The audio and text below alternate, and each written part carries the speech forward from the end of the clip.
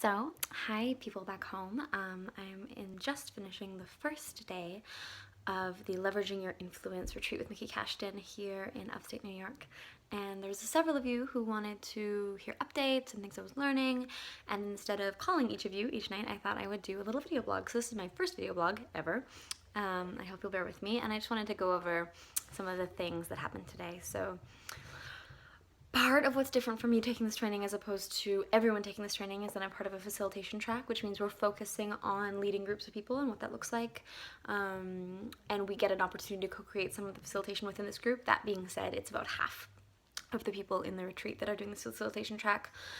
But it does frame the way that we're looking at some of it. So we started there, and the first thing we did today was one of the first things we did today was to name some of the fears that were coming up.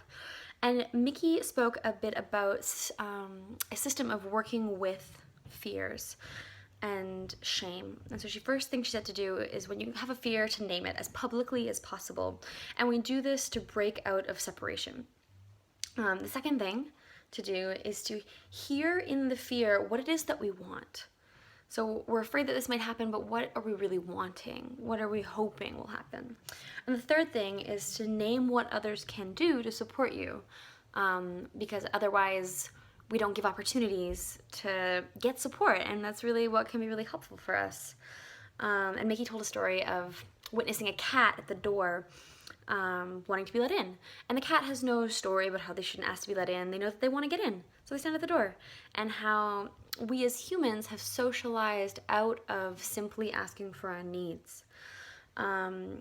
She shared that shame is the instrument of socialization, that it's no accident that we don't know what our needs are.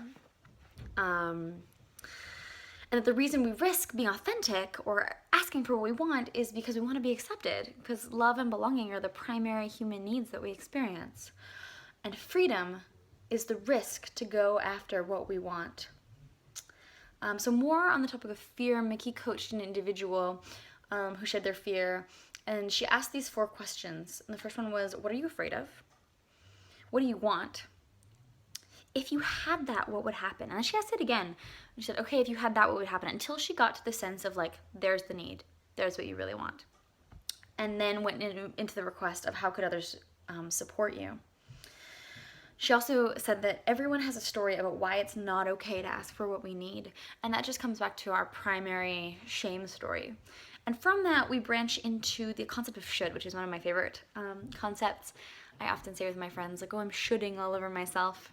Because when you say should, it tells me that you don't actually want to do it. And so she talks about breaking shoulds with a couple questions and suggestions. The first question is, does your should align with your values and vision? Because sometimes we have these should thoughts, but it's about things we actually care about, and that's valid. And then we move from should to want, because if we actually care about it, then we actually want to do it. We're not should do it. And then to segue into what it is to be alive and what she's offering here, she says a lot about how she's not offering a key to happiness or success. She's sharing deeper humanness and aliveness. She offered this quote from The Shoes of the Fisherman. He writes, "It costs so much to be a full human being." She spoke about how we've created a world that does not attend to human needs. And so choosing to be fully human is inviting a lot more pain. Choosing to be fully human is about educating ourselves and pushing away ignorance. And along with this pain is this deep aliveness that comes from a letting go of all the comfort and ignorance that we've lived with. And that sort of makes up for the actual deep grieving that happens as well. And she spoke about how greed and selfishness are not actually in human nature. And so we have to wonder how our systems have created these qualities. And that, like, it's these systems that are really contributing to the grief and the not-workiness of our world. And then she started speaking about change. She said, which was my favorite part. She said, the precondition for change to happen is to know that something better is possible. There is a particular understanding of power here that she's presenting that focuses on using power to fuel the vision. We're not rescinding our power, we're using it for good or for our visions and values. And one of the first steps in that is translating vision into goals. What does it look like? So we have our vision, we dream, and then we make it something concrete and doable, actionable. And then the next question to consider on is, how do we relate to the structures of power to create the greatest change? And then she focuses on her own discipline, which is to orient myself to the largest structural change possible and act in alignment with that. Instead of talking about what I should do or what I want to happen or I'm going to be powerless, orient myself to the largest structural change possible and act in alignment with that. And then she went on this riff about how she's not about personal growth. She doesn't teach it. She's done personal growing. And I was a little confused. I was like, what do you mean personal growth? Like, I'm here because I want to show up a different way in the world. But the way she framed personal growth was around personal growth for your own sake, being a better person so you can be happier, as opposed to being a different person or acting differently so that you can make a greater impact. And I actually wrote in my notes, fuck personal growth for my own sake. She didn't say that quite like that, but that was my translation. And she said these 3 questions, which are, who do I want to be? What do I want to do? And how do I want to serve? And then do it. And then she shared this visual, which I'm going to show you in one sec. And just backtracking from personal growth a little bit, she shared an example around taking out the garbage. If you have issues with taking out the garbage, you could get support from your friends, you could go see a therapist, you could talk about it at length, you could explore your childhood trauma that prevented you from taking out the garbage, or you could take out the garbage and you could deal with what happens. And that would be a fast track to your internal change and the change you want to see in your life. And then she showed us this visual, which I'm hoping you can see. And if you look at the inner tiniest circle, it's a no-brainer. So these are the things that are super easy for us to do. Like drinking water is a no-brainer for me. Talking to my friends about what's going on in their relationship life, no-brainer for me. Outside of that circle is strategic discomfort. These are the things that are my growth edge. They're things I want to do, but I'm a little nervous about it. And it's on my growth edge.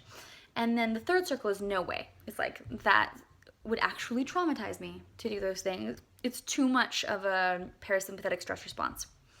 And so the idea is to stay as much as possible in the strategic discomfort. Because if we're in the no way zone, we're re-traumatizing ourselves. If we're in the no-brainer zone, we're not growing. And eventually, as we stay within strategic discomfort, the circles all expand. So the no-brainer zone becomes bigger. Things that were once uncomfortable become easy.